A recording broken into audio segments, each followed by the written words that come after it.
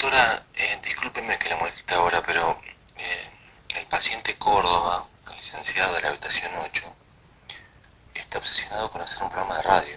Él dice que si hace eso, puede estar un poco mejor. No, con las características del paciente, eso no va a ser posible.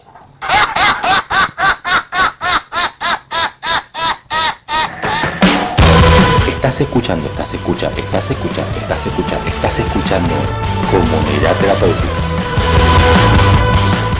Buenas tardes, Carlos Villegas, Taquier, ¿cómo estás? Juan Reynoso, Oscar Córdoba y Gabriel Ramos, te saludamos en Comunidad Terapéutica. Cucuy Cuchama, te quedé Gaita Chihuahua, mate quedé Cuchi, Taita Taquier, Chaicarigú Cuchá, Chumanay Huarpé, Pucuy, hermano. Buenas tardes, ¿cómo les va? Acá estamos tratando de hacer una nota a un representante de la comunidad Huarpe. ¿Cómo estás? Y desde acá, primero que nada queríamos saber, porque los compañeros me preguntaban qué significaba tu nombre, Taquier. Yo quería que vos lo dijeras, así que te dejo a vos. Mi nombre Taquier es un nombre indígena, un nombre que se da luego de hacer un camino en la comunidad Huarpe o en la identidad Huarpe o en cualquier identidad de aborigen. Y mi nombre significa, o sería algo así como el que expresa con el arte, el que expresa con el movimiento. Ajá, o sea que tu nombre significa lo que vos haces ahora en tu profesión. Sí, más o menos así, porque no sería tan literal, porque mi profesión de bailarín o de actor o de artista en sí tiene mucho de europeo. Pero bueno, sería algo más o menos. Pero tiene que así. ver con el movimiento del arte, o con el arte de moverse, digamos. Sí, digo, pero no es solo eso, también mi nombre tiene procesos de identificación, sería también ahí como que el nombre se va afianzando y se van encontrando otras formas de mirar las profesiones o las expresiones desde una mirada indígena. Digo, no es lo mismo ser artista con una mirada europea, con un abordaje europeo, que hacer un abordaje artístico indígena. ¿Y entonces qué significado tiene dentro de la comunidad Huarpe o dentro de cualquier comunidad de pueblo originario? ¿Qué significaría lo que vos haces, la danza y eso? ¿Qué significado tendría? Es decir, vos tenés razón en que no es el mismo significado que tiene la mirada europea sobre el arte. O sea, me gustaría saber cuál es el enfoque desde tus pueblos originarios. El significado del arte tiene un lugar muy importante a la hora de comunicarse. Se utiliza mucho para comunicarse con las visiones más supremas o con los deseos más profundos. Creo que esa cualidad del arte la tiene en todo el mundo, pero lo que empieza a tomar otro colorcito, se pone distinto cuando esa visión o esa ¿cómo se dice? Esa característica del arte se contextualiza en una región, ¿cómo se llama? En un pueblo indígena. Y el arte en el pueblo Huarpe trabaja mucho la comunicación con eso, con la profundidad de los deseos, con la comunicación con la naturaleza, y va por esa línea. Carlos, ¿cómo los encuentra este 11 de octubre en Argentina, este 11 de octubre que pasó? ¿El Estado Nacional reconoce la diversidad cultural en Argentina para vos? Tengo ahí un montón de sentimientos encontrados con esto, porque la diversidad cultural me parece algo muy esencial a tener en cuenta en la vida total de cualquier persona, en cualquier país, en cualquier situación. Es algo que se tiene que tener en cuenta porque es la base de la paz, de la armonía en la tierra. Pero me gustaría, así personalmente, que se hubiera elegido otro día para para reivindicar o hablar sobre esto, porque el 12 de octubre y todo eso tiene mucho de invasión, mucho de un encuentro donde esa diversidad cultural que se quiere reivindicar o de la que se quiere hablar, parte de esa diversidad que no casualmente es la parte aborigen, la está pasando muy mal, y entonces nada, no me siento muy representado por la idea esta del que están proponiendo con el Día de la Diversidad Cultural. Estamos hablando con Carlos Villegas Taquier. Carlos, Oscar Córdoba te habla. ¿Qué pensás vos, digo, como miembro de la comunidad huarpe, qué acciones se pueden hacer? Digo, porque llevamos 400, 500 años de una conquista, y más allá de que se ha cambiado el nombre de una fecha histórica o que simbólicamente significa muchas cosas, pero las situaciones no han cambiado. Digo, antes de empezar este programa habíamos estado hablando de esto, ¿no? De por dónde pensar el 12 de octubre, y es que justamente han cambiado muy pocas cosas, al menos en la Argentina. ¿Qué acciones piensan ustedes que deberíamos llevar a cabo como sociedad, como comunidad, para tratar de revertir estas cuestiones? Y se me viene una que estamos ahora trabajando con la comunidad huarpe Pincanta. Incluso ahí te escuchaba hablar también de como un comunicado que habían abierto las comunidades collas. Acá en Cuyo, acá mi comunidad huarpe Pincanta ha realizado encuentros y charlas a nivel latinoamericano y con México a través de Zoom. Qué bueno. Fueron 7 círculos de palabras, 7 círculos de fuego, y se armó una asamblea, una alianza de guardianes de América, y ahora hace muy poco se ha presentado, antes de ayer se presentó. No tengo ahora cómo buscar info como para compartir sobre esto. Agia Team se llama. Es una... Carlos, ¿podés repetir el nombre, por favor? Agia Team. Es una alianza de guardianes de América, de Sudamérica y México. Estaba a punto de preguntarte qué significaba, claro. Bien, sí.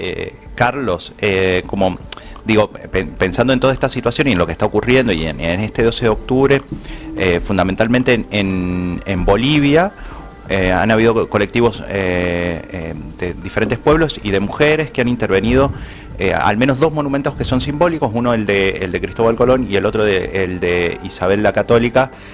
¿Qué pensás vos sobre esto? Digo, esto de intervenir, bueno, en Argentina se sacó, denme ayuda con la fecha, pero hace 4 años se sacó. La de Juana Zurduy. No, más de 4 años. Sí, hace más de 4 años. El monumento de Juana Zurduy, hubo un enroque con la de Colón, después se cambió, fue la costanera de Colón. Está detrás de la Casa de Gobierno. Exactamente. Sí, recuerdo, sí.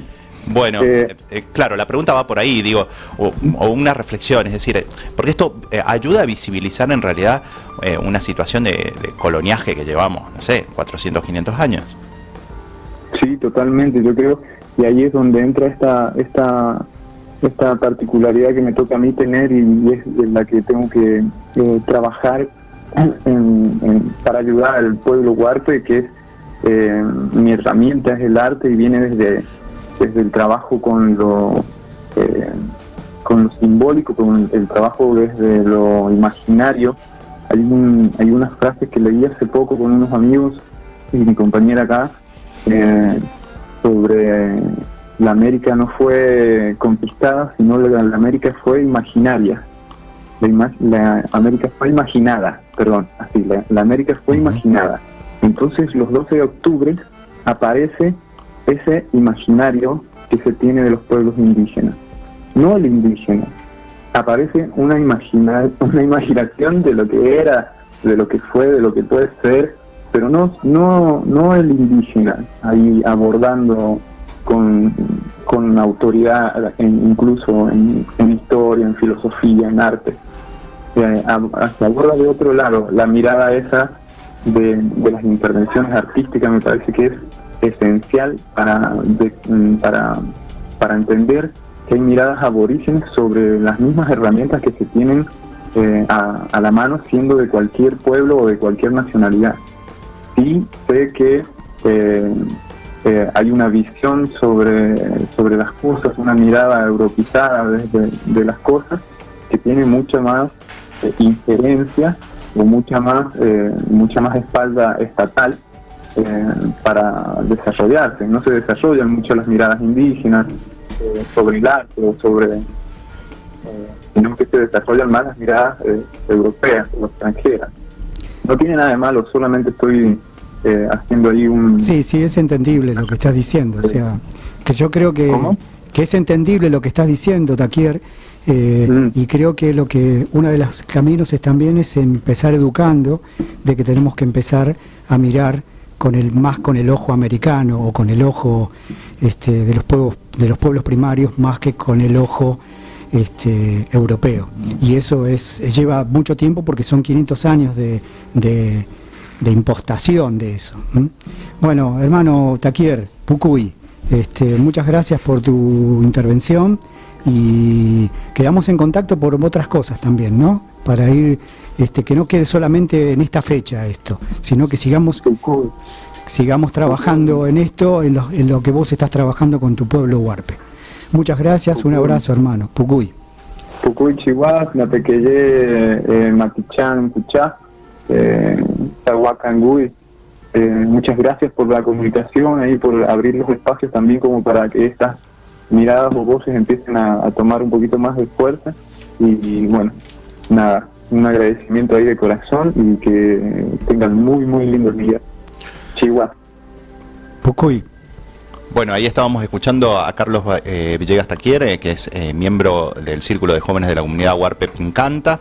Gaby, la comunidad es esta que está acá como en el triple límite entre San Juan, Mendoza y San Luis, ahí detrás de las Quijadas. Claro. Sí. Me había quedado la duda. Ellos conforman como un mismo pueblo. Qué loco, ¿no? Siguen atados a las divisiones geográficas políticas de las provincias. Estaban los huarpes más mendocinos, los huarpes laguneros del río Desaguadero, que de hecho han desaparecido gran parte de las lagunas, ¿no? Los huarpes algarroberos, que son los que sacan del algarrobo parte de la alimentación.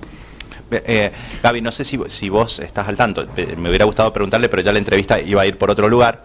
Es que si ellos, como comunidad, al estar distribuidos entre 3 provincias, deben tener diferentes legislaciones, calculo, digo, no debe ser la misma mirada que tiene San Juan que la que tiene San Luis, por ejemplo, digo, o ciertas, supongamos, la provincia de San Luis en algún momento construyó una escuela y un hospital y algunas viviendas con alguna arquitectura semejante. Tal cual, y en ese sentido, digo, en San Juan no se hizo lo mismo, digo, pero es un mismo pueblo. Es un mismo pueblo, es una línea es muy que tendría... loco, se mantienen divididos por una... Es que eso es lo que falta en este país, digamos, el Estado plurinacional. Ustedes lo dijeron, son 528 años de esa fecha, digo, ¿De cuál? De 1492, el 12 de octubre de 1492. Estaba perdido, no sabía de qué hablaba, de qué estábamos hablando. No, digo, son 528 años y es muy difícil ir en contra de nuestras propias formaciones, que son totalmente eurocéntricas, ¿no? Es muy complicado de construirse, hablando de construcción, que hablamos del lenguaje y demás, de construirse sobre eso. Vos sabés que buscando sobre esto, encontré un documental que se estrenó en 2017 en Cinear, que es de Chaco. Es como las comunidades en el Chaco han sido desplazadas, y esto que vamos a escuchar es la síntesis de la entrevista a uno de los directores, llamado Ragone, que habla sobre el documental.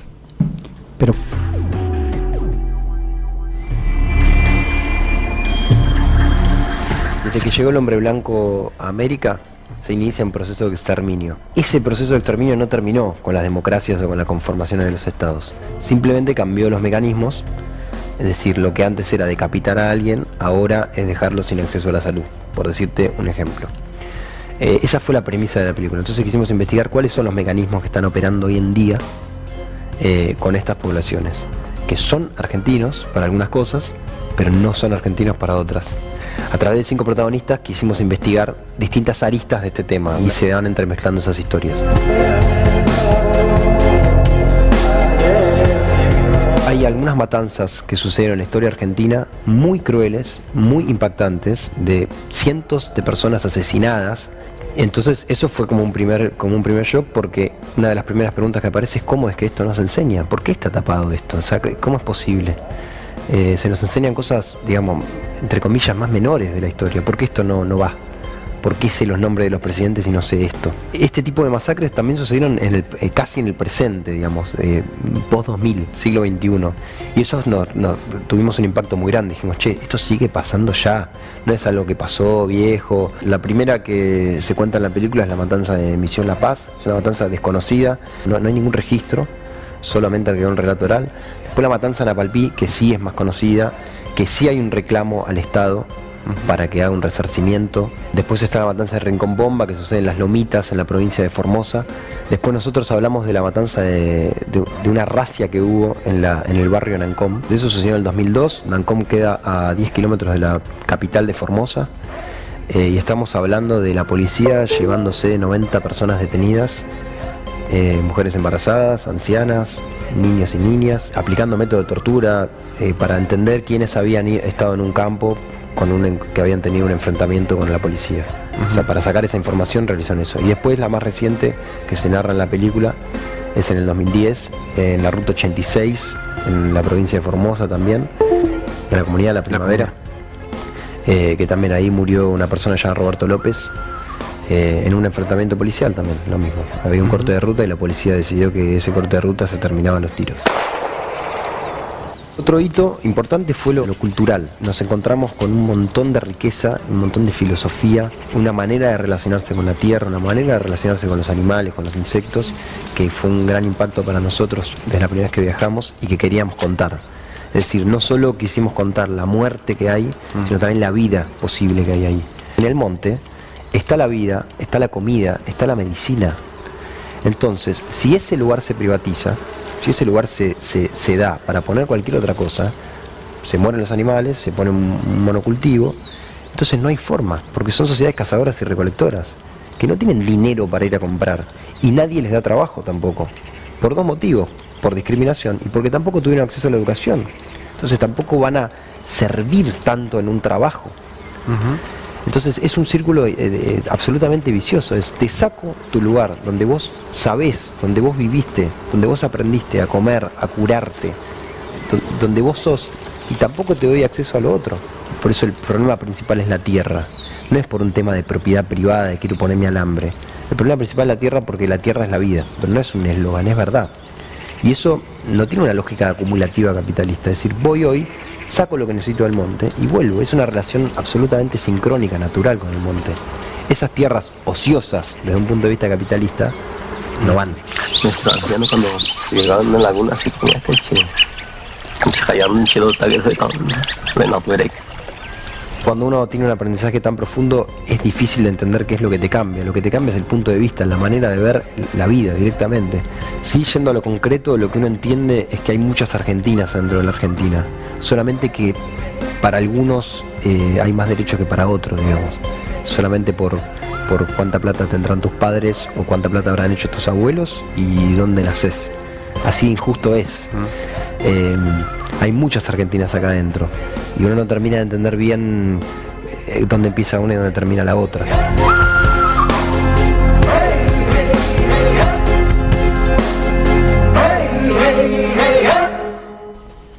Bueno, esa era la entrevista que le hacían a Ignacio Ragone, uno de los directores de Chaco. Es un documental sobre los pueblos originarios de 2017, donde, como bien vos decías ahí fuera del aire, Oscar, hay fechas vinculadas a desaparición de personas en todo lo que es el exterminio indígena, que no se conocen, digo, no son fechas patrias ni mucho menos, que son dentro de las comunidades muy nombradas, digamos, ¿no? Ahí nombra en un tramo de este documental la masacre de Rincón Bomba, que recién miro la fecha, y es en octubre de 1947. Digo, octubre vuelve a figurar como una fecha sangrienta.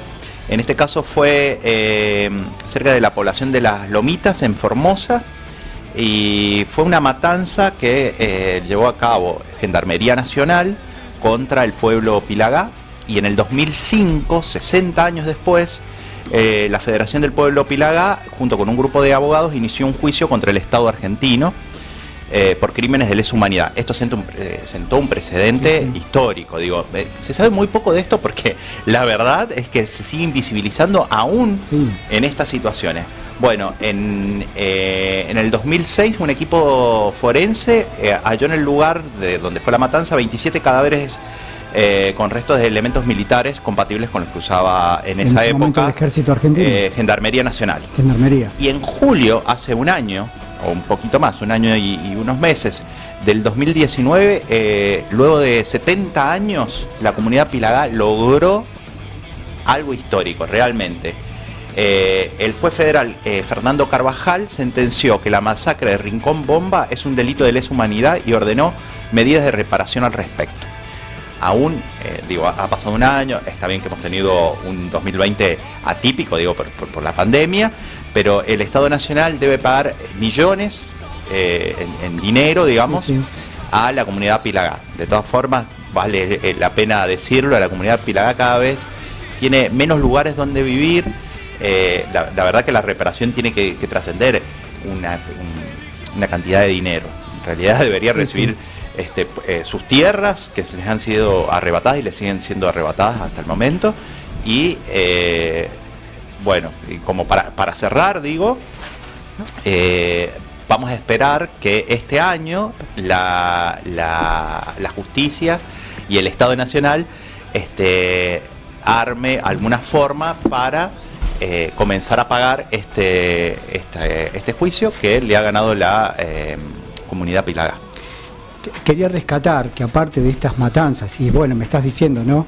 Gendarmería, el año pasado con Santiago Maldonado, ¿no? Es decir, Gendarmería ya en las matanzas ya está incluyendo gente blanca, es decir, gente blanca que ya está, como comulgando, con la problemática de los pueblos originarios. Es decir, que ese cambio es Santiago Maldonado. Exactamente, te iba a decir el caso Maldonado. Quizás la muerte de él, ¿no? Es un hito histórico muy importante. No quisiera que se haya muerto. Ojo, pero digo que representa un hecho histórico muy importante, porque está mostrando de que la comunidad blanca también se está solidarizando y está internalizando el tema de la matanza y el tema del exterminio de los pueblos originarios.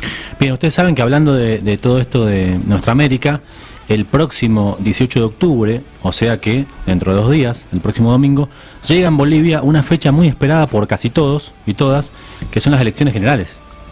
Ah, sí, claro. En un clima de tensión total. Y de pandemia. Ustedes saben todo lo que pasó con la pandemia en Bolivia, los cuerpos en La Paz, como en su momento en Ecuador, en Quito. Podemos recordar un poco cómo hemos llegado hasta esta situación en Bolivia. Hay un gobierno que se dice hubo un golpe de Estado, el año pasado un golpe de Estado que derrocó Evo Morales, y desde esa fecha hasta ahora se viene prorrogando la fecha de las elecciones. Y finalmente será el 18 de octubre. Claro. Quien está gobernando hasta el momento es Áñez, la que se declaró como presidenta, o le otorgaron el mandato de presidencia, pero tras el golpe de Estado que ocurrió en diciembre del año 2019, y depuso a Evo Morales, que está viviendo en Argentina, porque pidió una especie de asilo, y el vicepresidente de ese momento también está viviendo en Buenos Aires. García Linera. García Linera, y estaba dando clases. Da clases en la Universidad Nacional de San Martín. Está dando clases porque, es una persona de una gran formación académica. Creo que él se recibió en la UNAM, en la Universidad Autónoma de México, y fue uno de los vicepresidentes tal vez más conocidos de Latinoamérica. Exactamente. El domingo se van a elegir no solamente presidente y vicepresidente, sino 350 autoridades nacionales, 36 senadores, 130 diputados, 9 representantes supraestatales y los suplentes para cada uno de los cargos. Para eso, la semana pasada y la anterior hicimos algunas notas sobre cómo estaba la situación en Bolivia, bastante tensa, con periodistas de allá y dirigentes bolivianos. Y hoy vamos a hablar, en este mismo momento, con Daniel Paz, que es uno de los referentes de la comunidad boliviana en San Luis, para ver cómo se preparan para el domingo votar en San Luis, y enseguida vamos a hablar del tema de Mendoza. Hola Daniel Paz, ¿cómo te va? Buenas tardes. Juan Reynoso, Oscar Córdoba y Gabriel Ramos, te saludamos en Comunidad Terapéutica. Hola, ¿qué tal, hermano? Un fuerte abrazo y un saludo para ti, para todos los que están en el programa y para toda tu audiencia. Bueno, Daniel, estamos muy interesados en saber cómo están viviendo las comunidades bolivianas en la Argentina, la situación de Bolivia y cómo se preparan este domingo para este acto tan importante, ¿no? Sí, estamos con las cuentas regresivas. Tuvimos un harto trabajo en las últimas 2 semanas que, bueno, decimos, se abrieron las puertas de las elecciones.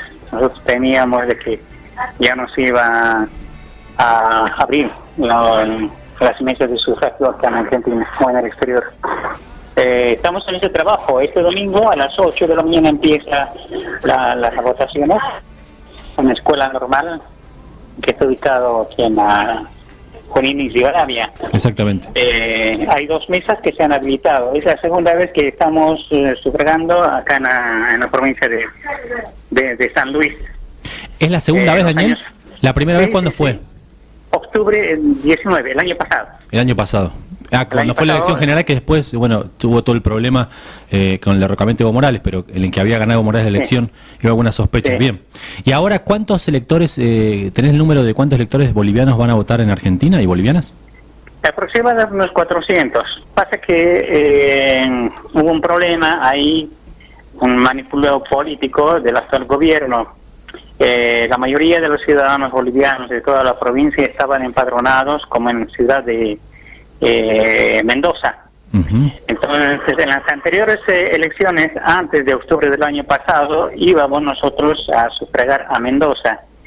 Y este año, en el 20, tenía que haber un empadronamiento para hacer el cambio de domicilio de todos quienes están empadronados en la ciudad de Mendoza, para que no puedan viajar ellos allá y puedan empadronarse acá en San Luis. Pero no salió el empadronamiento este año. Y instrucciones del Tribunal Supremo Electoral de Bolivia indica que todos los que participaron en las anteriores elecciones del mes de octubre, solo esos van a votar. No solamente en San Luis, en todo el exterior. Sobre eso, para lo peor, hubo una depuración bastante elevada de ciudadanos bolivianos en todo el mundo, no solamente acá en Argentina. Daniel, también en algunas provincias o países no se están realizando las elecciones. Claro. Anoche, a las 10 de la noche, se consigue 5 puntos en Mendoza. En Mendoza, el gobierno de Mendoza no pide que se realicen las elecciones.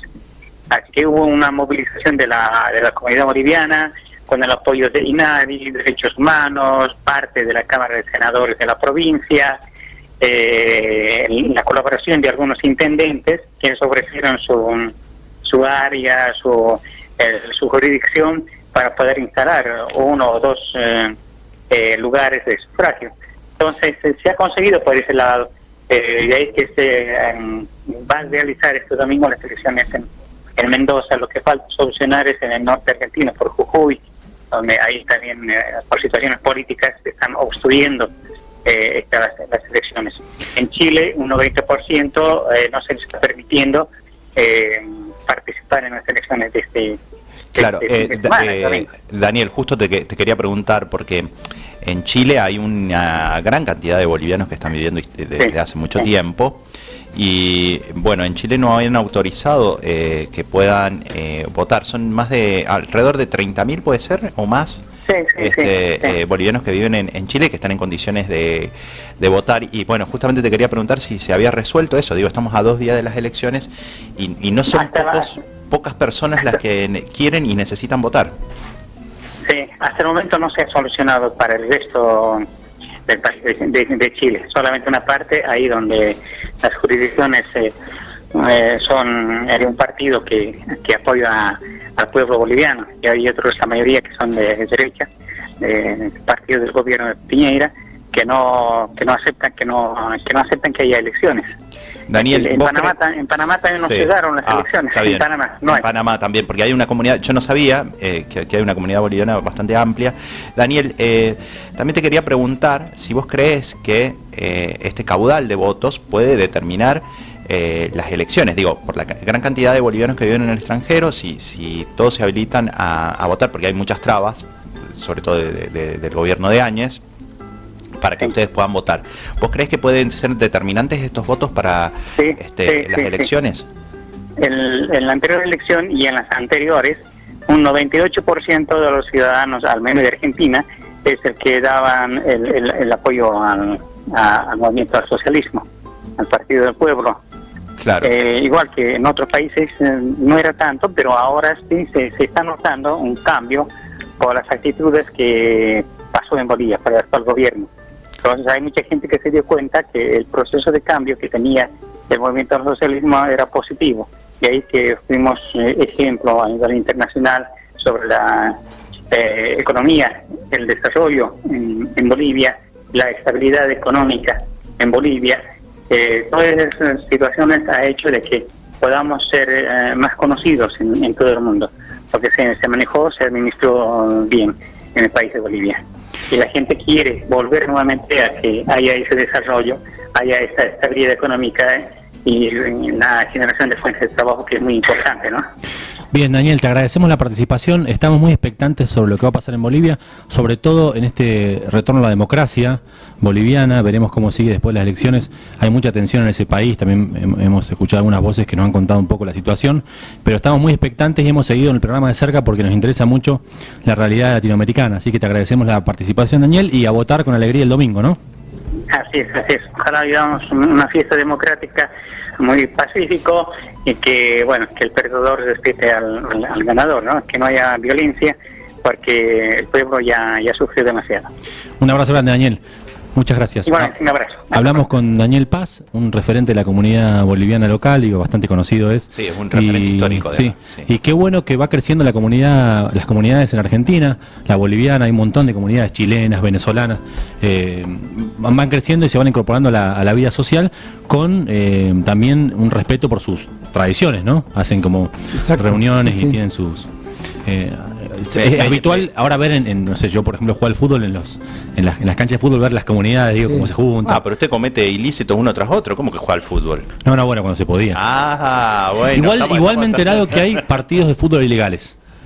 Sí, no vamos a decir dónde, ni con qué camisetas, pero bueno, hay. Sí, en la placita de mi barrio. No importa, no vamos a no seas tan botón. Hay una canchita donde va gente a jugar, gente bastante conocida del ámbito político.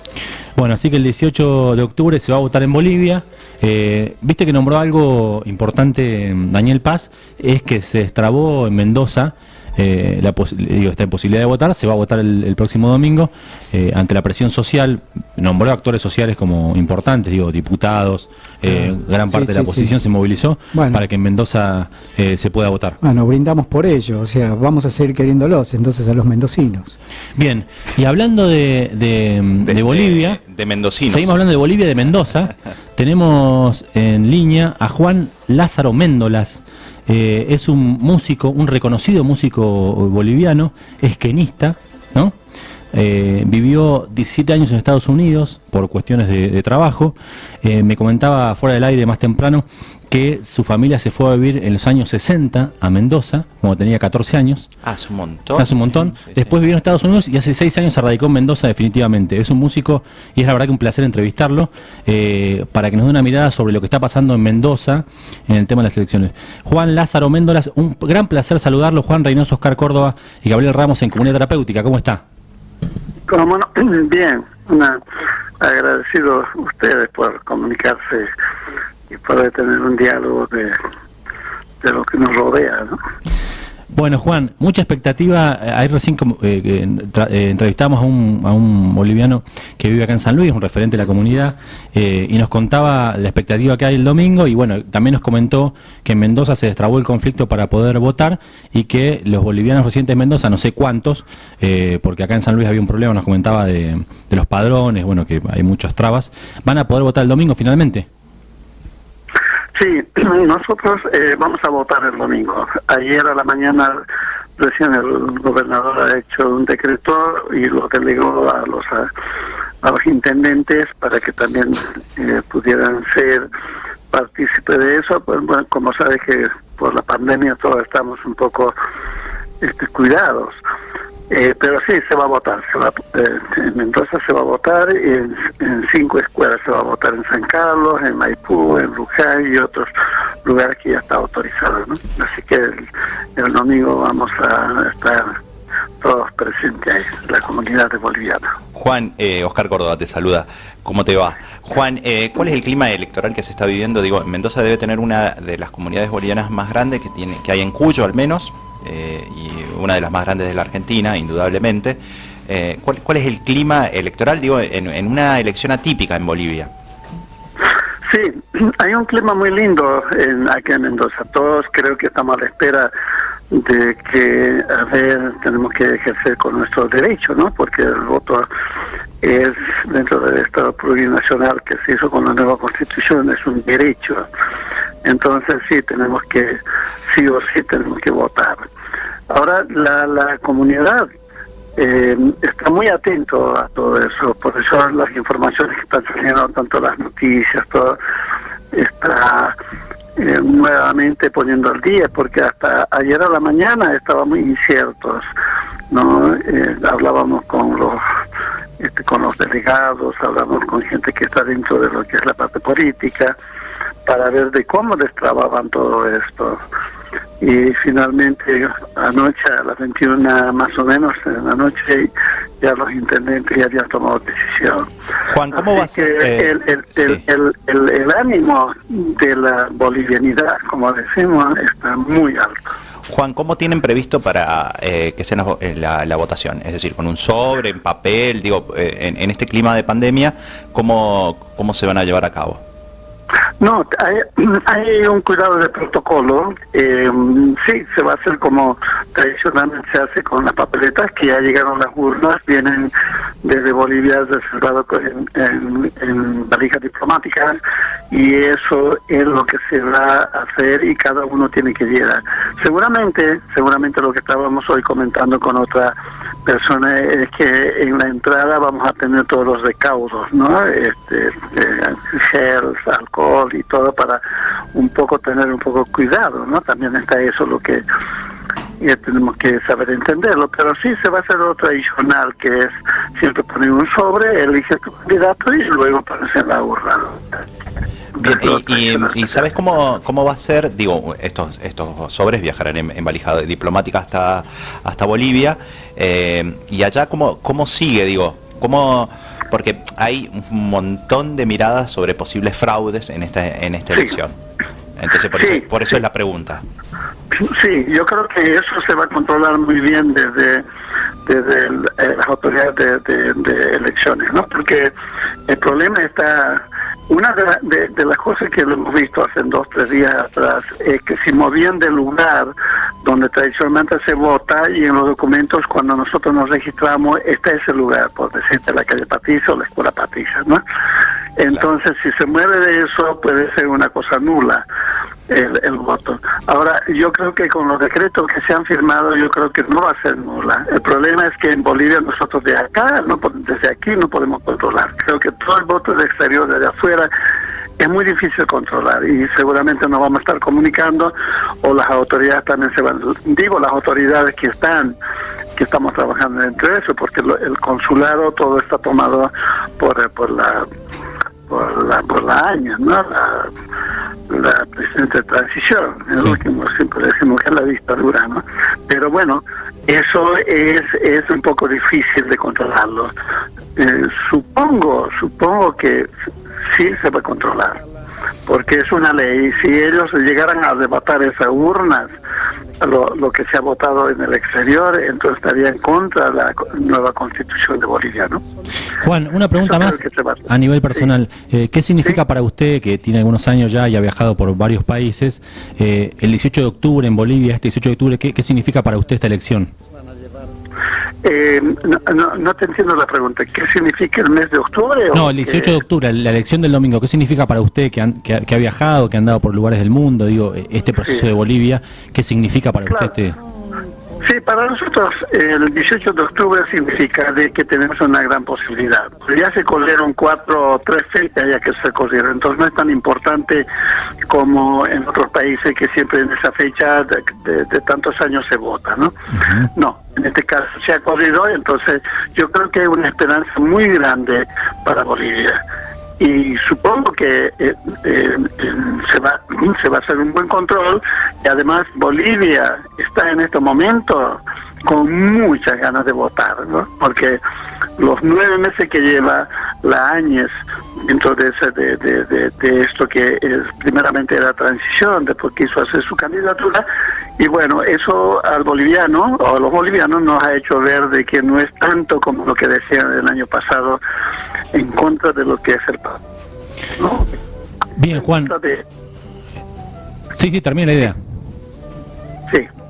No, lo despedimos, Juan, con un tema de su disco Amistad, que está escuchando de fondo, y le agradecemos mucho la posibilidad de darnos este tiempo para nosotros.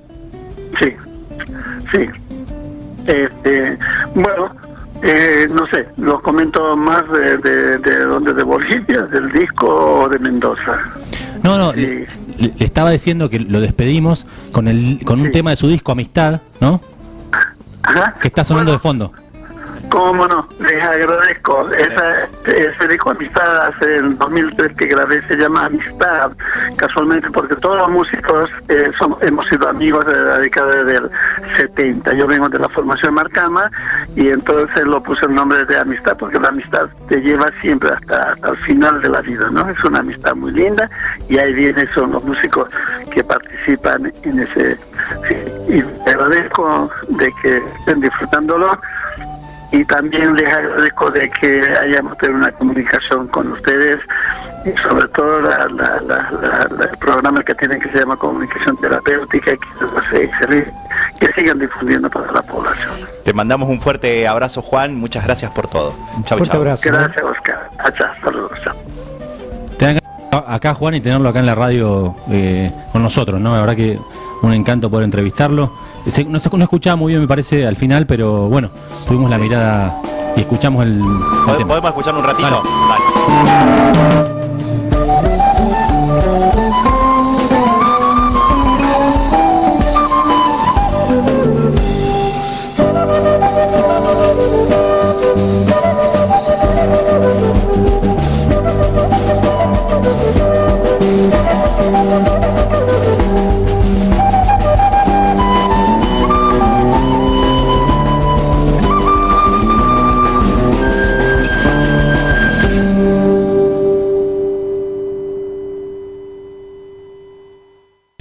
Bueno, para cerrar la mirada sobre esta América Latina profunda y el día, el 11 de octubre, el último día de libertad de los pueblos originarios, tenemos, Gaby, nuestra estantería, o la de siempre, que también llega de Mendoza, de Augusto Darac, que a veces está en Mendoza, a veces en San Luis, a veces en Justo Darac, a veces en Villa Mercedes.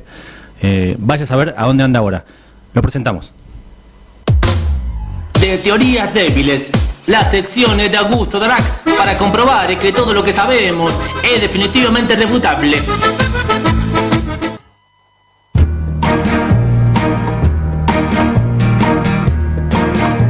Parafraseando al inolvidable Juan José de Sousa Reilly, les digo, arriba los corazones, amigues terapeutas. Estoy nuevamente con ustedes para contarles mis últimas peripecias. Este 12 de octubre pensaba ir con mi amigo Alberto a la casa de Mahatma Ramos para que nos obsequiase con algún preparado sacado de su botiquín de hierbas no tan legales que se hizo famoso por la costosa miniserie que produjimos en el canal de YouTube de Comunidad Terapéutica. Nuestra intención, la de Alberto y la mía, era realizar un viaje astral hacia el pasado, hacer una visita a nuestros ancestros comechingones y ver qué tal se la pasaba en la provincia antes del fuego, los countries y la soja, y así escribir un pequeño informe sobre la relación entre los pueblos originarios de la provincia con los habitantes de Silium. La verdad es que el lunes 12 el Alberto se demoró con otros asuntejos pandémicos y yo me quedé dormido. Por favor, te pido por favor. Así que nuestros planes quedaron truncos. Entonces el martes salí de casa a las apuradas en busca de algo que me cayese del cielo para rellenar esta estantería. Y de no creer mi suerte, me encontré con una situación que al comienzo se me antojó estrambótica, pero luego, pensándolo bien, me parece que fue de lo más coherente que he escuchado en los últimos tiempos. Una coherencia digna de un asesino serial. Qué cosa más aburrida. Resulta que un poco para perder el tiempo y otra para ver de qué color es la fauna salvaje local que ha dejado con vida el fuego, me movilicé hacia el centro, más precisamente hacia la avenida Ilia, en busca de los trasnochados que quedaban del banderazo anticuarentena. Hola, ¿qué tal? Buenas tardes. ¿Por qué venís? Mira, hay muchos motivos que nos convocan. En el caso personal mío es el deseo de manifestar que quiero ser libre. Tanta gente reunida, ¿no te da un poco de temor del contagio? Te aseguro que no. Porque es un valor muchísimo más grande la libertad y la posibilidad de expresarme que si me contagio de lo que sea, de lo que sea. Mientras caminaba, iba observando en mi teléfono unas lindas fotos de la estatua de Colón que ha sido transformada en arte callejero de vanguardia en La Paz, Bolivia. Como no tenía muchas ganas de laburar, fui al grano y me aproximé a los dos primeros viejos que encontré en un café.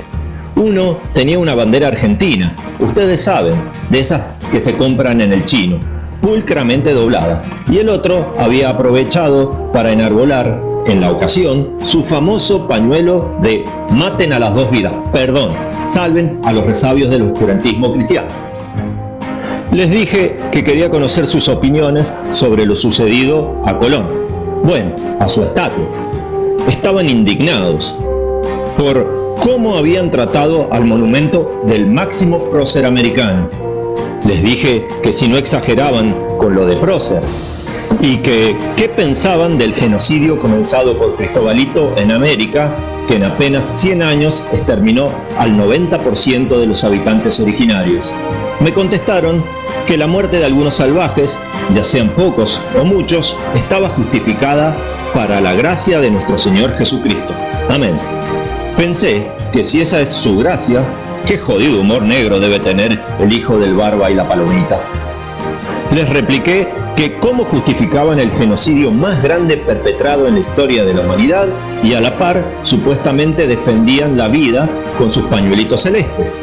Adujeron que la Biblia dice que Dios creó la vida y hay que protegerla, pero nunca aclara en ningún pasaje qué tipo de vida es la que hay que proteger. Entonces, en su templo les han dado una lista pormenorizada de qué vidas tienen valor y cuáles no. Casi sin creerlo, volví a intentar horadar sus sólidos disparates apuntando a la participación en la marcha anticuarentena, que si no les parecía que era ilógico arrogarse el mote de salvadores de la vida y después participar de un encuentro pagano de contagio múltiple, que en la situación en que están las UTI no era mejor quedarse en casa y no poner en riesgo sus vidas y las de sus congéneres. Respondieron que solo se contagian los comunistas y los pobres que buscan tener hijos para obtener un plan, que había que hacer una hoguera pública y me fui rajando para la casa de Mahatma Ramos para ver si me convidaba con alguna hierba medicinal, ahora legal, que relajase mis humores.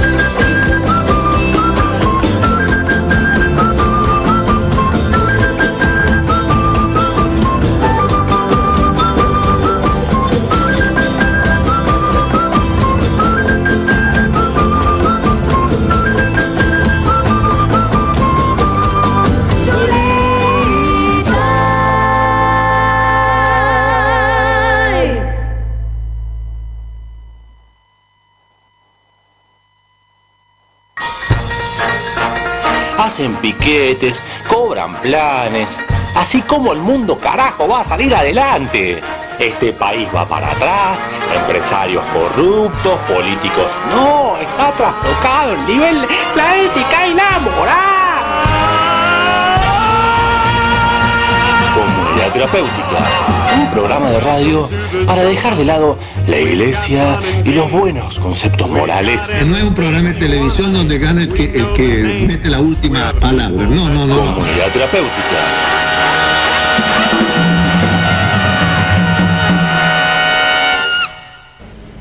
Bien, escuchamos Sol de los Andes, de La Bruja Salgueiro y Bruno Arias, cerrando un poco el bloque indígena, que ha gustado bastante. He recibido muchos mensajes de oyentes de otro planeta que dice que está muy bueno, y oyentas. Sobre todo por la estantería de teorías débiles. La verdad me encantó. La primera vez que lo hace bien. La primera vez, mirá, le quiero dar un aplauso. Le iba a decir. Le damos un aplauso, dale. ¿Le damos un aplauso? ¡Bravo! Todas las veces lo hace gratis, pero es la primera vez que lo hace gratis y bien. Para mí que ya tiene un auspiciante, por eso lo hizo tan bien. Y escuchamos separador nuevo del programa de Comunidad Terapéutica que lo edita Lucas Gallardo. Le mandamos un abrazo, así que él es el que edita. Luquitas, el Dios, le hemos puesto el Dios del sonido. El Dios tipo sol, no el Dios religioso. Abandonemos las ideas religiosas, sí. Bueno, pero los dioses no solamente son católicos. No, abandonemos las ideas religiosas, digo. No lo llevemos a Luquitas al lugar de Dios. Después les vamos a tener que pagar. Desde hoy nos vamos a juntar todos los 11 de octubre y se dejan de joder, ¿eh? Bueno, ¿con qué seguimos? Sí, con lo que habíamos empezado, por supuesto. Habíamos hablado del fenómeno de la niña, la sequía, los incendios, el infierno mismo en la tierra. ¿Siguen ocurriendo incendios en la provincia? Sí, siguen ocurriendo. Son menores que los que estaban ocurriendo hasta el momento, porque se han logrado controlar de cierta manera. Entonces nos hacemos una pregunta: ¿qué pasa después de los incendios? Hay pérdidas gigantescas, hay hectáreas arrasadas y hay una enorme preocupación ambiental, y por eso vamos a hablar con Carlos Camargo, que es un ambientalista de la localidad de San Francisco del Monte de Oro. Hola Carlos, ¿cómo te va? Gabriel, Juan y yo, Oscar, te saludamos. ¿Cómo estás? Hola Gabriel, Juan, Oscar. ¿Cómo están ustedes? ¿Cómo estás, Carlos? Bueno, muy bien. Me alegro mucho. ¿Cómo están las cosas en San Francisco después de esta catástrofe que está ocurriendo, porque todavía no ha terminado? Sí, en una calma aparente, porque cada vez que estas calmas aparecen nos preocupan, porque ya estamos como un poco condicionados con estas cuestiones que tienen que ver, como decías vos, con los incendios, con estas catástrofes que tienen a mal traer a nuestra provincia, a nuestra localidad, al país. Y preocupados como seres humanos, como pobladores, como colectivos sociales, teniendo en cuenta que estos desastres ecológicos, este ecocidio que se ha sucedido en los últimos meses, con pérdidas impresionantes para el medio ambiente. Por suerte no ha habido pérdidas humanas, en Córdoba la hubo, en otros lugares ha habido personas que han sufrido quemaduras de distintos grados. Claro, sí. Pero muchísimas las pérdidas materiales para muchísimos gente de campo, fundamentalmente, cuyo principal recurso es esto, ¿no? Carlos, en este sentido ustedes, ustedes como colectivo, ¿van a presentar o han presentado denuncias penales por estos incendios forestales? Sí, hemos presentado. En esto hay muchísima tela para cortar en cuanto a las denuncias que se realizan, no solamente acá en la localidad de San Francisco, sino en la provincia y en el país, porque todos los delitos ambientales relacionados con la quema de bosques son relativamente castigados por la ley. Es más, hay muy poco precedente en la legislación argentina de que esto haya sucedido, ni siquiera en los grandes siniestros que tienen que ver con la minería, pero bueno, esto de los Carlos, bosques. Sí, justamente te quería preguntar de esto. ¿Cómo saber, creo que no quedan dudas de que hay cierta intencionalidad o que son intencionales estos incendios, o en gran medida. Pero ¿cómo saberlo y cómo poder presentar esto ante la justicia? Digo, porque ante la justicia se necesitan pruebas, etcétera, etcétera. ¿Cómo se lleva a cabo este paso que me parece de lo más difícil? Bueno, sí, existe hace muchos años, especialmente esta poca credibilidad frente a quienes promovemos este tipo de denuncias, porque la justicia actúa de manera corporativa frente a estas cuestiones por un montón de intereses fundamentalmente económicos, y cuando la justicia intenta tocar estos intereses que muchas veces se denominan intocables o miren para otro lado, se le dice a la justicia porque a esto no se toca, el negocio inmobiliario, la relación que tienen los dueños de campo, que son muchas veces funcionarios de gobierno y que ex profeso intencionalmente producen estas cuestiones. Es muy difícil que la justicia pueda avanzar, pero no imposible.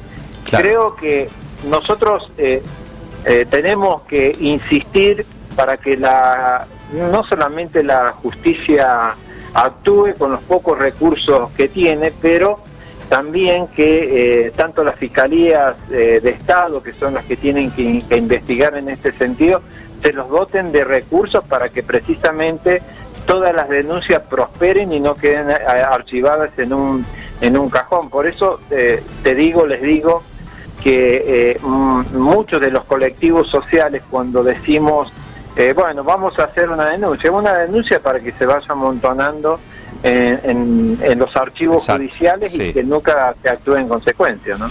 Carlos, para cerrar, tenemos poco tiempo.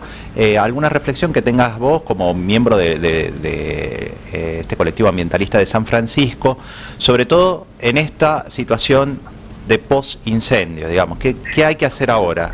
Porque si no, siempre parece que es cíclico. El año que viene vuelven los incendios, o cuando vuelve la niña, vuelven los incendios. Digo, es como se ha naturalizado esto. Justamente, no naturalizar es la cuestión. A ver, en un principio hay incendios, los brigadistas, los bomberos, los vecinos van, apagan y somos más que todo ayudantes y meros espectadores de aquellos que miran como un espectáculo. En tanto y en cuanto la justicia no se ponga los pantalones largos, impulsada por las medidas que pueden colaborar los gobiernos en dotar de recursos a los brigadistas, a los bomberos, y darle todas las herramientas para que la justicia investigue, esto va a seguir siendo lo mismo.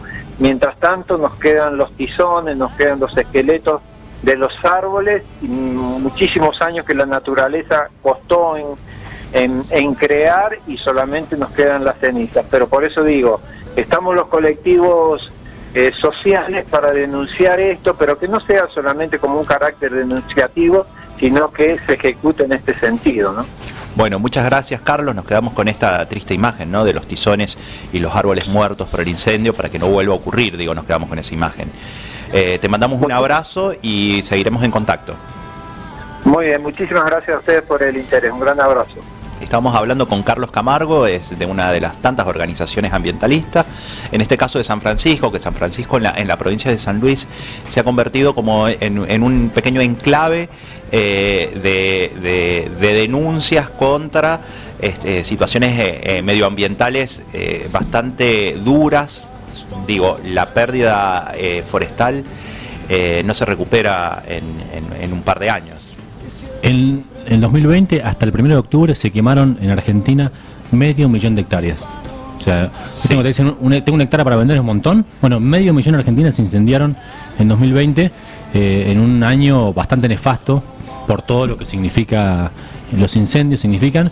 Y esto que hablamos el otro día, digo, cómo las provincias, por ejemplo como San Luis, no se han preparado sabiendo lo que ocurre año a año para esto como corresponde, digamos. Claro, a mí siempre me queda la duda, ¿por qué año a año tiene que ocurrir como un fenómeno natural? No es un fenómeno natural los incendios, evidentemente no lo es, y la recuperación de la flora, de la fauna, pero sobre todo de la flora, ¿qué hay que hacer? Digo, siempre me pregunto, digo, ¿cómo cómo nosotros como ciudadanos, qué deberíamos hacer para tratar de ayudar a una cierta recuperación, y si es posible esa recuperación.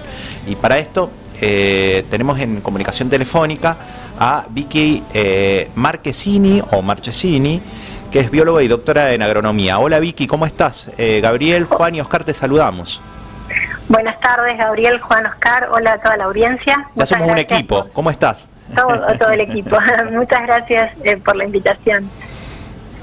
Sí, mira Vicky, ¿cómo estás? Hay una cosa que yo, digamos, bueno, recién Oscar hablaba de que los incendios, digamos, no son naturales, pero en realidad parte de los incendios pueden ser naturales, ¿no es cierto? Sí, perdón, te estoy escuchando medio mal. ¿Si los incendios son naturales? ¿Esa era tu pregunta? No, estábamos justamente hablando de que del porqué de los incendios y que, digamos, parte de esos incendios son por negligencia, parte de esos incendios son por intereses de inmobiliarias, pero también hay incendios que son en la naturaleza, digamos, existen incendios naturales. Sí, por supuesto. Toda esta zona, la zona serrana de acá de San Luis, de Córdoba, todo lo que nosotros le llamamos el Chaco, porque fitogeográficamente se le llama el Chaco, a la provincia fitogeográfica del Chaco, que llega hasta Salta, tienen incendios naturales. Los fuegos son un componente natural del sistema. ¿Cuál es la gran diferencia con los incendios provocados ahora? Es que los incendios naturales generalmente ocurren después de tormentas eléctricas. ¿Y qué pasa después de la tormenta? ¿Qué viene después de la tormenta? La lluvia. Entonces se controla. Los incendios naturales generalmente ocurren, pero son apagados por la misma lluvia que provocan estos rayos. Entonces, la diferencia es lo que nosotros decimos el timing, es cuándo ocurren los incendios acá y cuándo ocurren los incendios naturales. Bien. Aquí ocurren los incendios cuando generalmente no está la lluvia cerca, y son en la mayoría de los casos, provocados obviamente por intención humana, o a veces no intención, ¿no? A veces tenemos el señor que quema las hojitas porque le molestó, o el niño, o el vecino que tiró el cigarrillo, pero sí, son todas generados por acciones humanas, ¿no? Después de los incendios, ¿qué recomendaciones hay para poder remediar, ayudar? Porque vea, siempre hay, digamos, grupos que quieren ayudar con toda buena intención, pero creo que los que están en el tema, como agrónomos, biólogos, etcétera, ecologistas, digamos, tienen otras recetas para poder, digamos, remediar. ¿Qué me puedes decir de eso?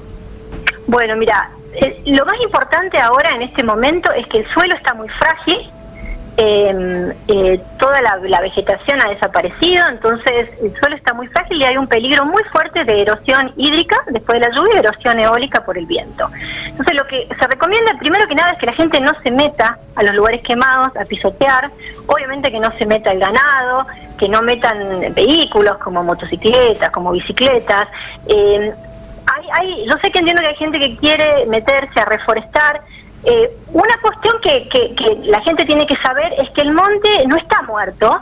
Nuestra flora nativa está adaptada a los incendios y tiene la posibilidad de regenerarse. Hay varios artículos que mencionan que hasta en un 95% de supervivencia de los árboles y de los arbustos chaqueños después de un incendio. Entonces hay que esperar que lleguen las lluvias. Muchos de estos arbustos y árboles rebrotan del tronco, entonces no hay que sacarlos, no hay que tocarlos. Parecen muertos, pero no lo están. Así que mi recomendación es esperar que se cicatrice naturalmente el sistema.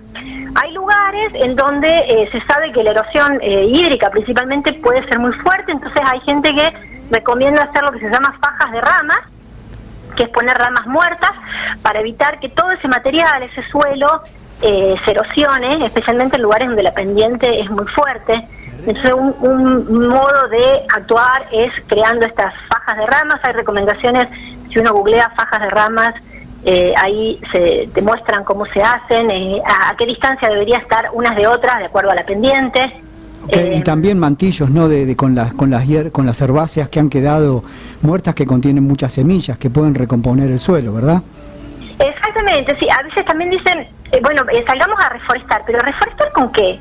Porque la idea es mantener esa vegetación nativa y lamentablemente uno no va al vivero y encuentra semillas de herbáceas de nativas en bolsitas. la mayoría del pool de semillas y el banco de semillas está ahí presente.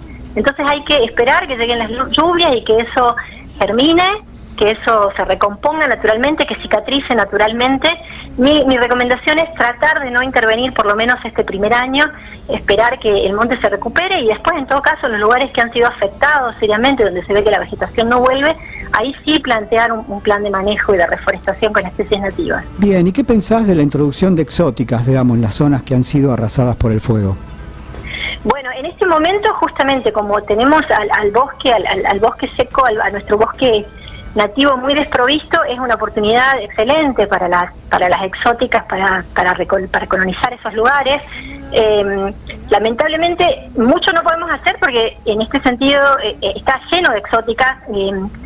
Tenemos todavía la costumbre de poner muchas exóticas en nuestros jardines porque nos gustan las florcitas, pero la verdad que lo que se puede hacer sí es, si vemos que están creciendo exóticas en las zonas perimetrales al bosque, es tratar de sacarlas de raíz, tratar de cortarlas, mantener nuestras exóticas en nuestras casas podadas para evitar que se reproduzcan, para evitar que produzcan semillas. Bien, o sea que hay que controlar la introducción de exóticas en el monte.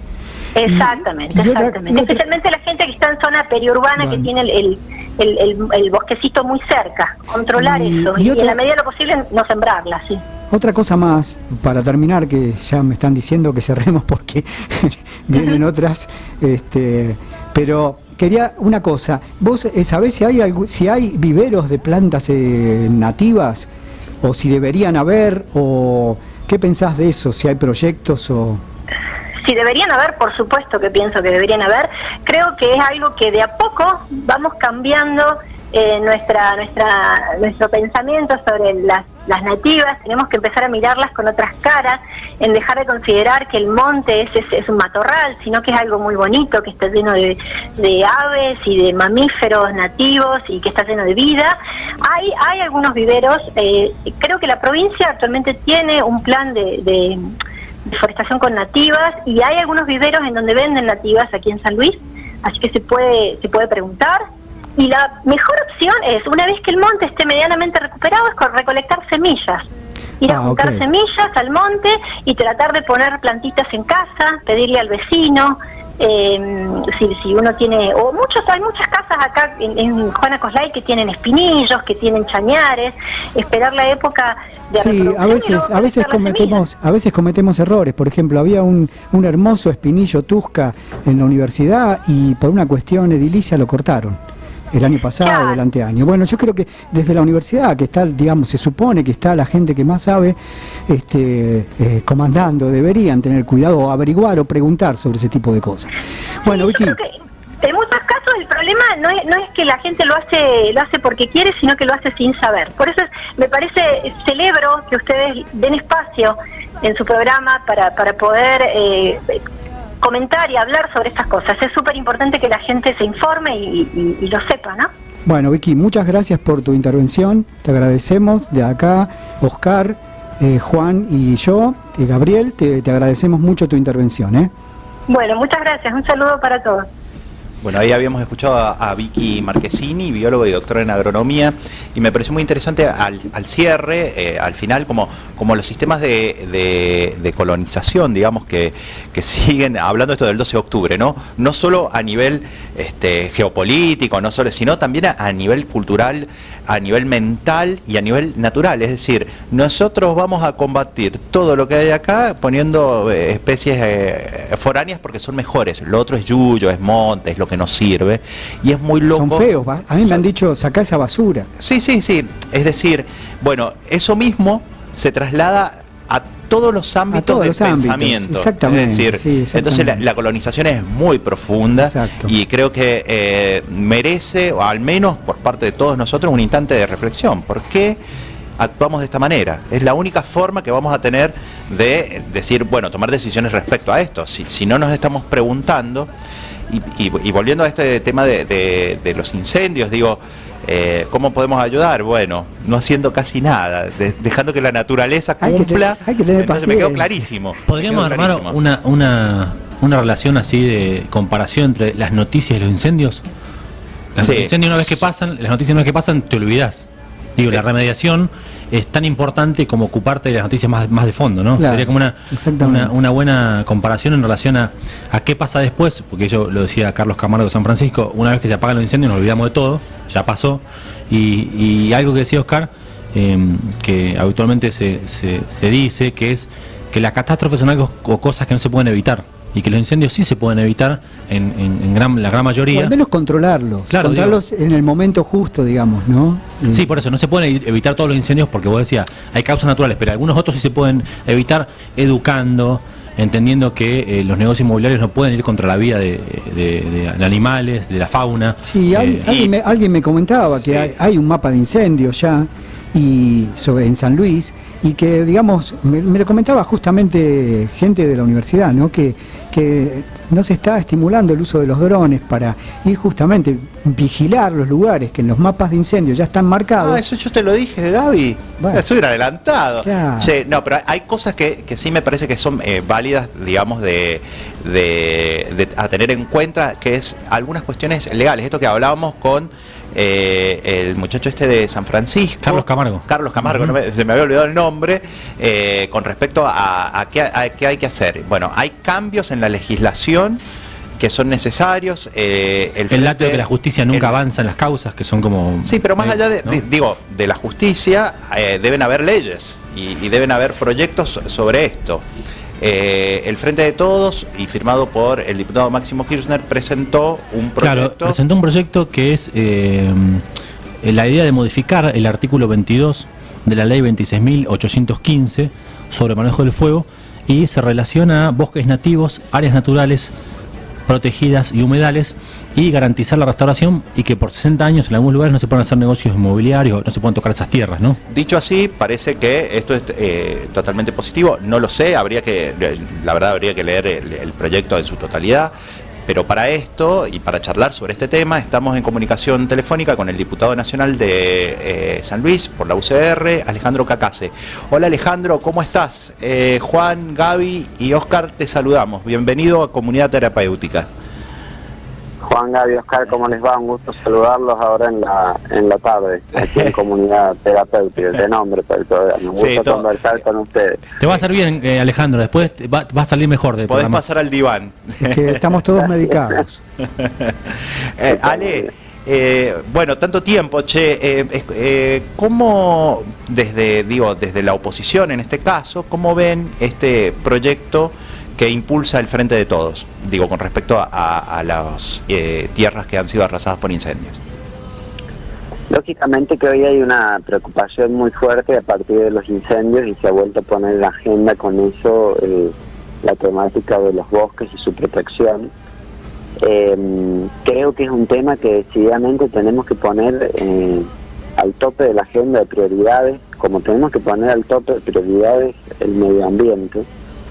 A veces me parece que el medio ambiente se discute en la política como una de estas consignas que queda bien o es políticamente correcta. Así es. Pero después no forma parte real de la agenda de prioridades de la política pública. Tampoco lo está haciendo hoy en medio de los incendios, es decir, hay este tipo de proyectos que se presentan como para mostrar que hay una preocupación al respecto, pero no es que estemos honestamente debatiendo con intensidad esto en el Congreso. Hace poco aprobamos el Tratado de Escazú, y con eso el tema del acceso a la información pública ambiental. Pero tiene que haber políticas que muestren claramente que al Estado le importa que los bosques, sobre todo como un patrimonio público o un bien común de todos los ciudadanos, estamos dispuestos a protegerlo. Y claramente que hay intereses detrás de eso, que hay, no solo intereses, sino incentivos económicos. Y yo soy de la idea en general, y esto observando un poco la situación a nivel mundial, que las respuestas no pueden ser solo de normas de comando y control. Es decir, las normas de comando y control son aquellas donde el Estado viene y dice: te prohíbo que hagas tal. Claro. Y si lo haces, te sanciono. Pero después no tengo la autoridad que detecte y aplica las sanciones, no tengo los jueces que resuelven los casos. Entonces existen es muy conocido este fenómeno en Argentina por un montón de cosas, sí, y aplica al medio ambiente también, de que nos llenamos de normas de comando y control, de prohibiciones con sanciones que nadie aplica. Justamente estamos hablando con Camargo, un ambientalista de San Francisco, justo que dijo, vamos a hacer presentaciones en el estado provincial de acá de San Luis, pero sin demasiadas esperanzas, digamos. Existen leyes, sí, pero no hay, el Estado no tiene las condiciones para poderlas cumplir. De cualquier manera... No, claro, es que... Claro, sí, te escucho. Sí. No, es que, fíjate, primero, tenemos por un lado la ley de bosques en el país. La ley de bosques ordena que haya un ordenamiento territorial permanente que se haga a nivel de las provincias y las jurisdicciones, marcando los distintos grados de conservación de los bosques. Sí, así es. A partir de eso hay un tema muy particular con los propietarios privados que tienen bosques dentro de sus campos, ¿no? Dentro de sus propiedades. Hay otros países que lo resuelven declarando los bosques públicos y entonces pasa a haber una obligación por parte del Estado de la preservación de esos bosques, aunque tampoco digo que sea un modelo que funcione, porque a veces hay muchísima corrupción detrás de eso, en la asignación de... Claro. Habían algunas ideas de poder declarar de interés público, digo, lugares naturales. Lo que pasa es que también tiene que haber una cuestión, como social, es decir, entender además al bosque como algo... que acá, ocurre que acá en los bosques hay una superficie enorme también para hacerlo de esa manera. Pero fíjate, un debate muy interesante que se planteó a nivel mundial cuando fue todos los incendios y las quemas en el Amazonas, y había una fuerte condena social a Brasil por la falta de protección, algunas declaraciones también un poco irresponsables por parte del presidente de Brasil al respecto. Pero surgió un debate también de decir, bueno, miren, ahí, y lo tomo este ejemplo para hacerlo bien gráfico, pero dijeron, bueno, ahí tenemos un pulmón de toda la humanidad, del que toda la humanidad se beneficia, pero le imponemos solo a una persona, o a un país en este caso, el que tenga la obligación de custodiarlo.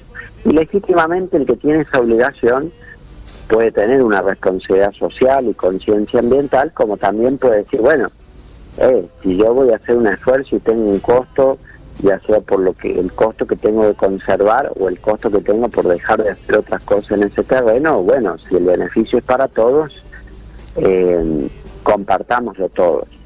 Este es un gran problema en estos temas de bienes comunes y de externalidades, como se llama en la economía, que es cuando el costo y el beneficio individual no coincide con el costo y beneficio social. Entonces ahí se desalinean los incentivos y algo se quiebra. Y entonces yo por ahí hago algo que me beneficia personalmente, pero perjudico socialmente con esa acción.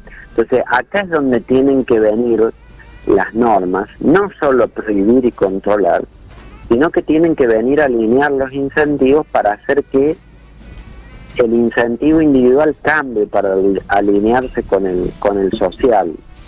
Y por eso que te digo, si hubiera una prioridad real de considerar a los bosques como un patrimonio público, digamos, no de que sea propiedad del Estado, sino de que es algo común que nos beneficia a todos, bueno, hay que poner los recursos para que así sea.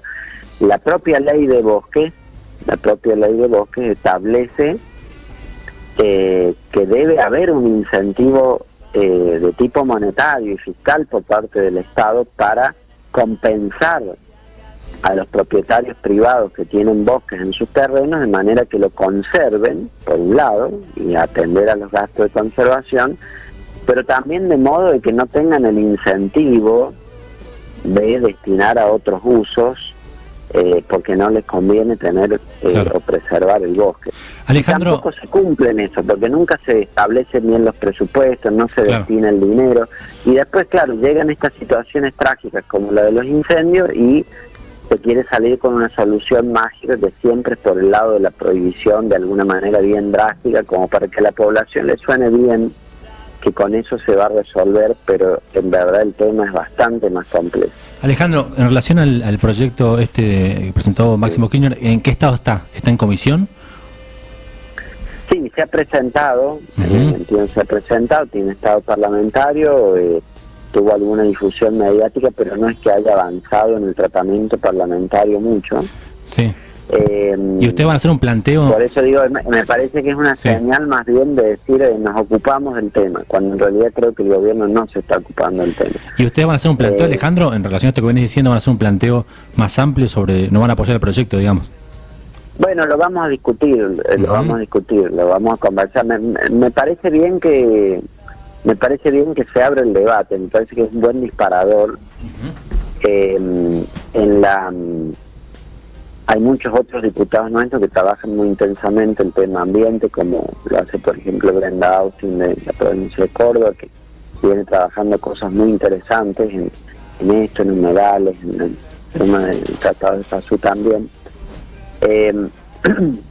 Pensemos acá que hay una norma vigente al respecto también, no es que no haya ley. De hecho, la ley del Sistema Nacional de Manejo contra el Fuego dispone que en los lugares donde hay incendio no se puede cambiar el destino, el uso de esa propiedad.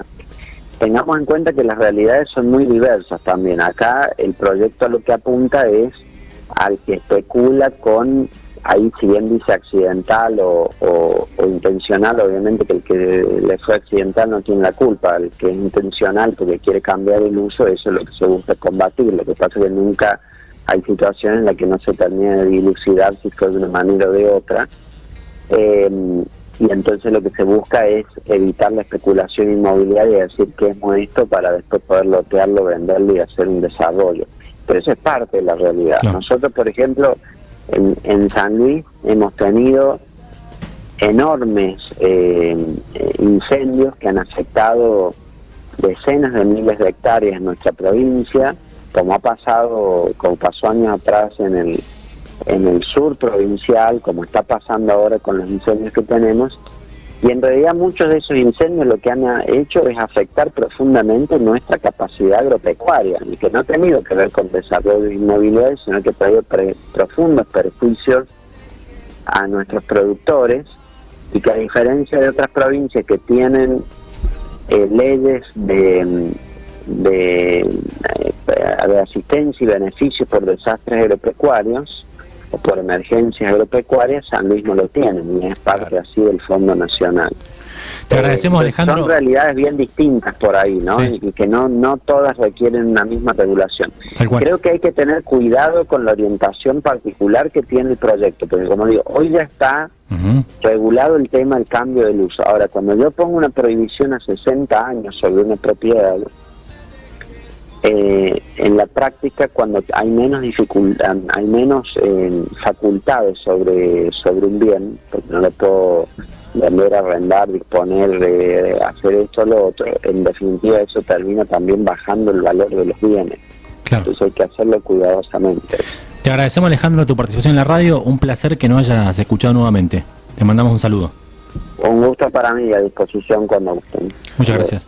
Bueno, pasaba el diputado nacional Alejandro Cacase hablando sobre el proyecto de ley 26.185 que intenta modificar el artículo 22 sobre el manejo de tierras incendiadas.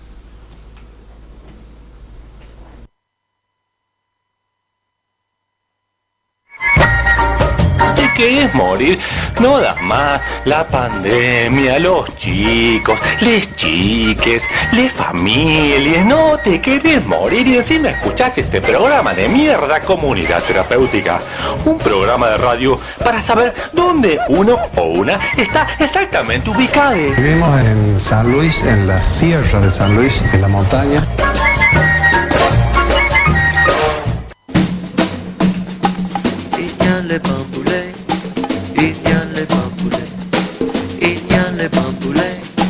Iñale bambule, iñale cosasa, iñale sosa, iñale bambule, iñale cosasa, iñale sosa, iñale bambule. Mamá perfecta, deja tuyo bailar. Mamá perfecta, deja tuyo bailar. Poquete de los muchachos cuando se juntan, ustedes los muchachos cuando se juntan, poquete de los muchachos cuando se juntan, la la la li lo li lo. No quiero, no quiero, no, que como que no soy de etiqueta, como que no soy de etiqueta, yo canto mi canto antiguo ya bamboe. Drume negrita y tumba. Drume negrita y tumba. Iñale cosas a iñale, sosa iñale, bambule. Iñale cosas a iñale, sosa iñale, bambule. Mamá perfecta, deja tú y yo bailar. Mamá perfecta, deja tú y yo bailar. Que no. Pocote de los muchachos cuando se juntan, pocote de los muchachos cuando se juntan, pocote de los muchachos cuando se juntan, la la la li la lo lo lo. No quiero no, no quiero no.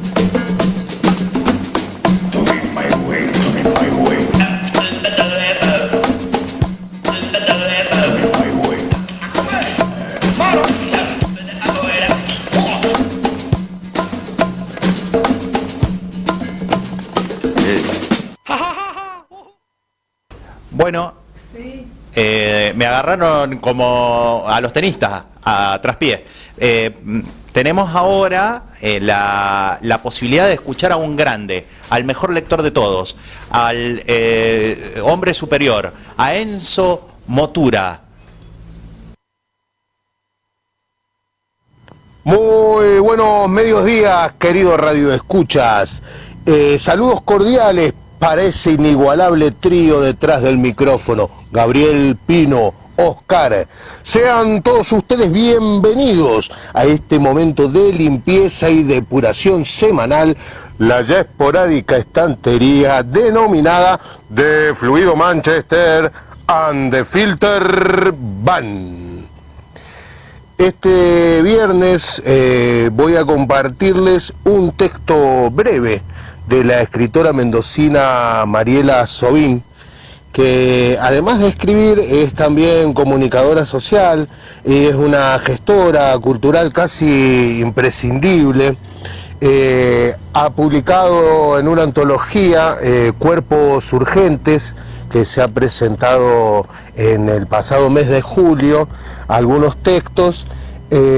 Habla sobre todo esta antología acerca de la interrupción voluntaria del embarazo, y es un libro muy recomendable como para googlearlo y buscarlo. Sin embargo, el texto elegido en esta ocasión pertenece a otro libro de ella que se llama Locas que me habitan, y en el que ella va contando todas las mujeres que fue y es y que va siendo, como ella misma dice, como si se me cayeran del cuerpo.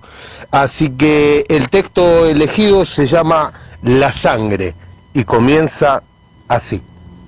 De sangre somos, de ese fluido complejo que porta la estigmatización o la alcurnia, la vida, pero también la muerte. Somos de sangre. Sangre que a las mujeres nos inunda las entrañas desde la tierna niñez. Auspicio natural de la gracia de poder ser madres, pero señal social de mancha, de indisposición, de enfermedad, de vergüenza, de desgracia que debemos ocultar.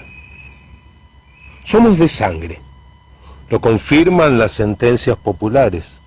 Hacerse mala sangre, desangrarse en la faena, beber la sangre de Cristo, tener la sangre fría o sucia, ser de sangre azul, quedarse con la sangre en el ojo y mientras nos hierve, llorar ríos de sangre. Es por eso que, aunque algunos desgañeten al afirmar que somos de carne o de tinta o de alguna esencia metafísica, yo declaro sin dudarlo, de sangre somos. Bueno, espero que les haya gustado mucho el texto elegido para este viernes, y como nosotros aquí con la banda sostenemos que no es con sangre como la tinta puede llegar a cambiarnos, repudiamos enérgicamente no solo la muerte, el femicidio, sino todo acto también de violencia de género.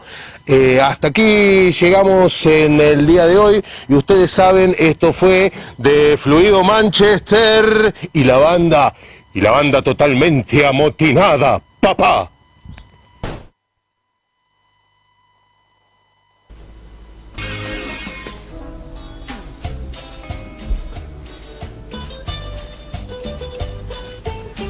Bueno, ahí pasó la estantería de mi pelado preferido. Enzo Motura. Encito Motura. Muchas gracias, Enzo. Como siempre, la mejor historia que hay para contar. Bueno, ya llegando al cierre, me gustaría invocar a los dioses para que llueva. No podemos ¿Hay posibilidades? ¿Hay posibilidades? Y puede ser. Sí, en el mundo la historia narra, ¿no? Me encantaría hacer como la danza de la lluvia. Ceremonias, Sí. danzas y demás. ¿Podemos poner un poquito de ruido de lluvia?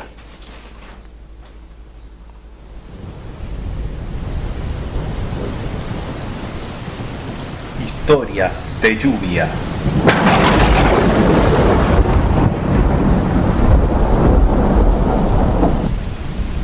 Desde los comienzos de la humanidad, seguramente, todos los pueblos, las culturas, han tenido rituales para poder conseguir el precioso elemento en forma de lluvia. Aún hoy, en la actualidad, podemos verlo desde Etiopía, Egipto, en Guatemala, en México, en los países andinos, donde aún se practican rogativas, danzas, ofrendas de los más variados coloridos, comidas, para poder obtener la gracia divina de la lluvia.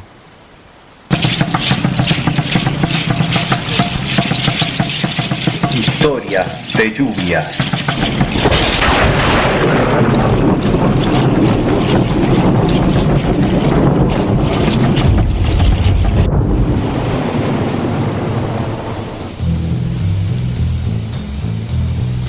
Se re largo. Se escuchó el re largo. No, estaba diciendo que ese tema es súper largo. Sí. Tiene una intro muy larga que Rider on the Storm de Doors. Y está. Ese tema es Sí, me gustaría que nos fuéramos con ese tema. si no llueve Sí. con ese tema. Viene amagando la lluvia, ¿no? Viene amagando la lluvia, pero no sucede, Gaby. Hay muchas historias. Sí, una de las historias que a mí más me impactó fue la de un pueblo del norte de África. Resulta que, bueno, querían sus danzas y sus rogativas no funcionaban. Entonces el jefe de la tribu los manda a investigar en el resto del territorio cuál es la danza indicada, cuál es la rogativa, cuál es la ofrenda indicada para poder hacer llover. Viajan así a varios lugares y encontrándose un grupo en la sabana de Sudáfrica, donde los bosques tienen un curioso árbol que se llama la marula. La marula es un árbol muy frondoso y parecido a la palta, al paltero, que da unos frutos que se fermentan y que los animales consumen y se agarran, bueno, se embriagan. Se embriagan totalmente. ¿Pero es alucinógeno o como que No, produce alcohol? produce alcohol. Ah, La fermentación produce alcohol y los monos saltan, chillan, le tiran los mismos frutos a los leones, que los leones no saben qué pasa. Los elefantes caminan, se recuestan contra los árboles. Caminan en cuatro patas, iba a decir. No, caminan tambaleándose y se recuestan sobre ¿Pero lo árboles. comen y los para rompen. saciar la sed, Gaby? No, lo comen. No, lo comen. Lo comen porque debe ser rico. O sea, los jabalíes, bueno, todos los animales empiezan a comer, que son herbívoros, comen y entran en una cuestión, en una embriaguez carnavalesca. Y después de esa ingesta, caen copiosas lluvias. Entonces estos observadores del norte de África pensaron y dijeron, bueno, claro, este paisaje dantesco de estos animales hace llorar a los dioses, hace llorar de risa a los dioses. Entonces dijeron, esta es la posta. Vuelven al norte de África y comentan al jefe, preparan fermentos de distintos frutos, dátiles y demás, para consumirlos y entrar en ese trance. Lo hacen y están día y noche en esta fiesta, en esta festividad, danzando, riéndose, bailando, Qué buenísimo. Se van los problemas, todo. Pero ahora algún mamerto me tiene que preguntar si... ¿Llovió? ¿Algún mamerto yo? ¿Qué te pregunto? No llovió, porque yo omití decir que este país, este pueblo del norte venía del Sahara. En el Sahara nunca llueve. No. Entonces, al otro día se despertaron, como no sabían qué había pasado, se olvidaron de todo, volvieron a hacerlo. Infinitas veces volvieron a hacer y no llovía. Pero la verdad que disfrutaban esperando esa lluvia que nunca venía, disfrutaban con estos frutos fermentados. Por lo tanto, a mí me surge un pensamiento. La naturaleza tiene sus procesos, sus periodos, así que sentémonos, esperemos, tomemos y disfrutemos esperando que venga la gran lluvia. Qué bueno, Gaby, un aplauso. Me encantó la historia. Che, Gaby, pero lo mismo, yo quiero bailar. Hacemos la danza de la lluvia. Sí, dale. No importa si no llueve. No te desvistas, pará. Che, Gaby, ¿no hay ninguna historia que la gente no se drogue? Las tuyas, los monos se drogan. Las personas... Pero es que está buenísimo. Es que los dioses, me parece que los dioses proveen de todas estas naturalezas por algo es. ¿Por qué rechazarla? Lo que hay que hacer es solamente disfrutar. Disfrutar y esperar. Y priorizar unas drogas sobre otras. Las drogas buenas por sobre las drogas malas, ¿no? Las naturales. Exactamente. Las que vienen manchadas con trabajo esclavo, con Philip tráfico, Marlboro, Camel, esas cosas, los remedios, eso de la... Sí, eso, Valium. Sí, a mí una amiga me decía, no puedo dormir, tomo esto, tomo aquello. Le digo, fúmate un churro y chao. Y olvidate. Y no le des de ganar a estos laboratorios cabrones. Fumate un churro y sacá el dulce de leche porque voy preso. Bueno, llegamos al final. Exactamente. Sí. Colaboraron en la emisión de hoy de Comunidad Terapéutica el Instituto Nacional de Aves Silvestres, quería decir. El Instituto Nacional de Consumo de Drogas. Exactamente. ¿Cómo sería de drogas? Indro. Qué buen nombre. El Indro. El Nacional de Drogas Naturales. Casi parece Indrona. El Indrona. El presidente del Indrona, Gabriel Ramos. Bueno.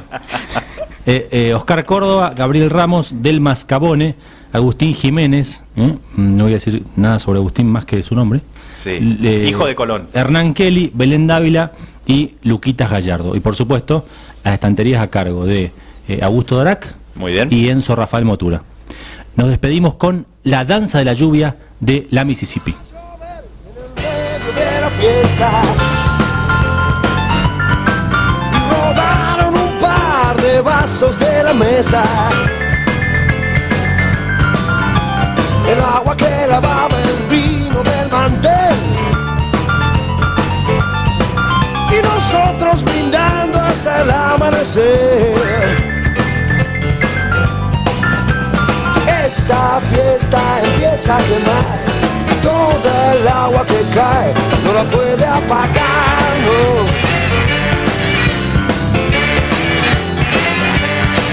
Armaron uno gordo y entonces una rubia se puso a bailar la danza de la lluvia. Empapado por el agua yo también rodé.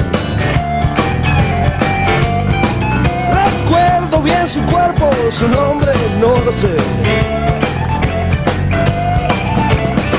Esta fiesta empieza a quemar. Toda el agua que cae no la puede apagar, no.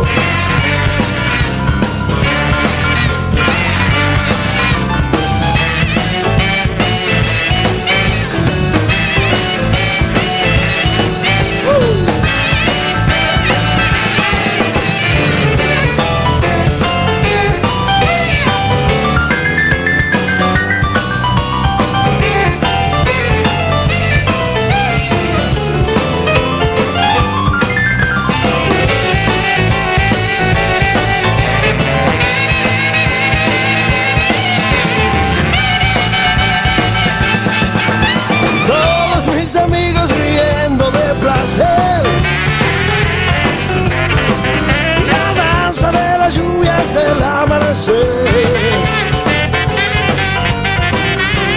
Agua y vino de los pies a la cabeza.